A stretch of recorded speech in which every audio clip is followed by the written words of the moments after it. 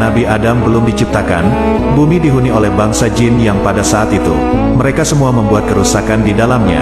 Di antara salah satu golongan jin ini ada satu di antaranya yang sangat soleh, dan taat kepada Allah Subhanahu wa Ta'ala, hingga Allah menaikkan derajatnya menjadi panglima seluruh malaikat Allah. Ia bernama Malaikat Azazil, berasal dari bangsa jin yang paling saleh.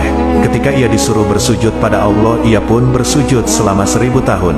Dalam keadaan bumi yang sudah sangat rusak dipenuhi oleh kemaksiatan dan pertumpahan darah, maka Allah mengirim nabi-nabi dari golongan jin juga. Namun para jin itu malah membunuh nabi-nabi itu karena kebiadaban mereka, hingga akhirnya Allah pun mengirimkan pasukannya dari langit yang dipimpin langsung oleh Malaikat Azazil, sang panglima perang, untuk membasmi seluruh kaum jin yang ada di muka bumi. Semua jin yang ada di muka bumi pun dihabisi, kecuali beberapa yang bersembunyi di dasar laut, di gua-gua tengah hutan dan tempat lainnya.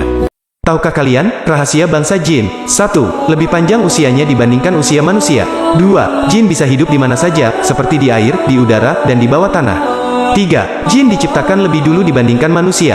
4. Jin termasuk makhluk halus yang tidak bisa dilihat oleh panca indera manusia.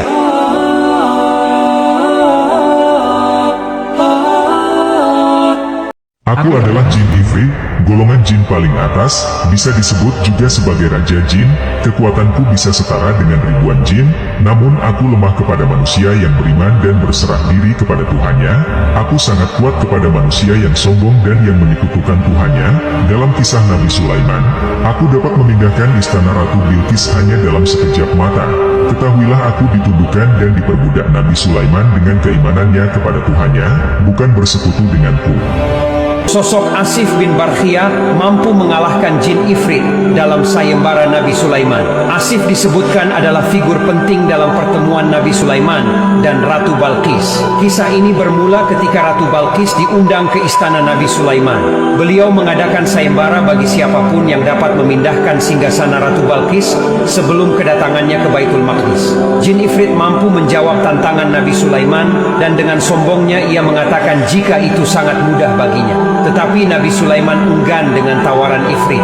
Ia berharap ada dari golongan manusia yang mampu mengalahkan kesombongan jin Ifrit. Datanglah seorang pemuda yang menawarkan kemampuannya untuk memindah singgasana Ratu Balqis hanya dalam satu kedipan mata. Asif pun berhasil membuktikan